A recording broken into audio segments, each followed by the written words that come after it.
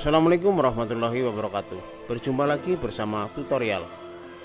Kali ini kita akan menyelami sisi lain Bung Karno yang sering sekali membawa tongkat komando kemanapun dia pergi, dari pidato kenegaraan hingga ke Kuba saat bertemu dengan Fidel Castro.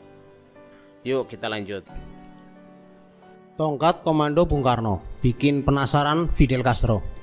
Misteri kesaktian tongkat komando milik Presiden Soekarno membuat banyak orang penasaran.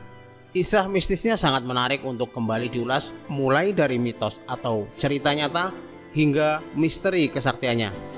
Bahkan ketika Bung Karno berkunjung ke Kuba pada 13 Mei 1960, pemimpin revolusi Kuba Fidel Castro sampai menanyakan langsung soal kesaktian tongkat komando tersebut. Saking penasarannya, Fidel Castro memegang dan mengeceknya. "Apakah tongkat ini sakti seperti tongkat kepala suku Indian?" ucap Fidel Castro dengan nada bercanda sambil memegang tongkat komando Bung Karno. Mungkin karena pertanyaannya bernada bercanda, Bung Karno pun tidak memberikan jawaban yang pasti. Dia hanya tertawa saja mendengar pertanyaan Fidel Castro yang kelak menjabat Presiden Kuba sejak 1976 sampai 2008. Dalam pertemuan bersejarah dan berkesan tersebut, kedua pemimpin karismatik tersebut saling bertukar hadiah.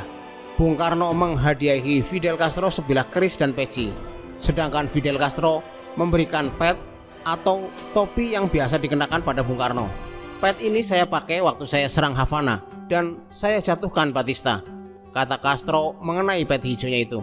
Rasa penasaran akan kesaktian tongkat komando Bung Karno juga sempat diutarakan oleh Cindy Adam, penulis biografi Presiden Soekarno. Kali ini Bung Karno menegaskan bahwa tongkat komando miliknya tidak memiliki kesaktian apapun. Daya sakti ataupun daya linui itu hanya kayu biasa yang aku gunakan sebagai bagian dari penampilanku sebagai pemimpin dari sebuah negara besar, kata Bung Karno kepada Cindy Adam pada suatu saat di Istana Bogor. Cerita tentang kekuatan magis tongkat komando Bung Karno memang sudah banyak diperbincangkan oleh masyarakat dan menyebar dari mulut ke mulut. Ada yang mempercayai tongkat komando tersebut menambah karisma Bung Karno dalam memimpin Indonesia. Keyakinan tersebut semakin kuat ketika Bung Karno lolos dari usaha pembunuhan ketika hendak ditembak dari jarak dekat saat sholat Idul Adha. Tembakan itu meleset dan ini yang jadi heboh. Bagaimana bisa penembaknya adalah seorang jago perang terlatih? Kenapa menembak dari hanya jarak 5 meter tidak kena? Apalagi saat sidang pengadilan penembakan Bung Karno yang disiarkan melalui radio-radio. Terungkap saat hendak ditembak Bung Karno membelah diri menjadi 5. Menurut pengakuan sang penembak, dia mengalami keanehan saat hendak menembak Bung Karno. Dia melihat ada 5 Bung Karno dalam satu lokasi. Karena itulah tembakan yang dilepaskannya meleset. Namun Bung Karno menjelaskan bahwa yang selama ini dibawanya adalah tongkat biasa, sama seperti tongkat lainnya. Bung Karno yakin gagalnya upaya pembunuhan tersebut karena perlindungan dari Allah Subhanahu wa Ta'ala. Bung Karno tak hanya memiliki 1 tongkat, tapi 3 tongkat. Tongkat tersebut dibawanya sesuai dengan suasananya. Ada tongkat yang khusus dibawa saat pidato, tongkat yang dibawa saat kunjungan ke luar negeri, dan 1 tongkat komando saat berhadapan dengan para jenderalnya. Kalau sedang terburu-buru dan harus pergi, Bung Karno kerap membawa tongkat komando untuk berpidato.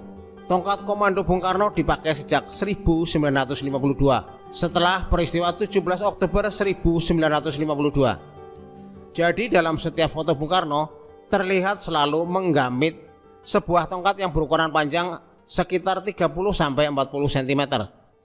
Tongkat komando Bung Karno terbuat dari kayu pucang kalak. Pohon pucang itu banyak, tapi pucang kalak itu hanya ada di salah satu tempat keramat di Ponorogo, Jawa Timur.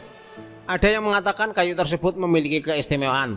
Jika memegang kayu tersebut di atas permukaan air, maka bayangan kayu tersebut berubah menjadi seekor ular yang sedang berenang. Bung Karno mendapatkan kayu ini cukup unik. Suatu malam ia didatangi orang dengan membawa sebalok kayu pohon pucang kalak yang dipotong dengan tangannya. Lalu balok itu diserahkan kepada Bung Karno sambil mengatakan, "Untuk menghadapi para jenderal," kata orang itu. Lalu Bung Karno menyuruh seorang seniman Yogyakarta untuk membuat kayu itu menjadi tongkat komando. Terima kasih telah menonton hingga akhir. Jangan lupa untuk menekan tombol subscribe, like, dan memberikan komentar yang positif. Wassalamualaikum warahmatullahi wabarakatuh.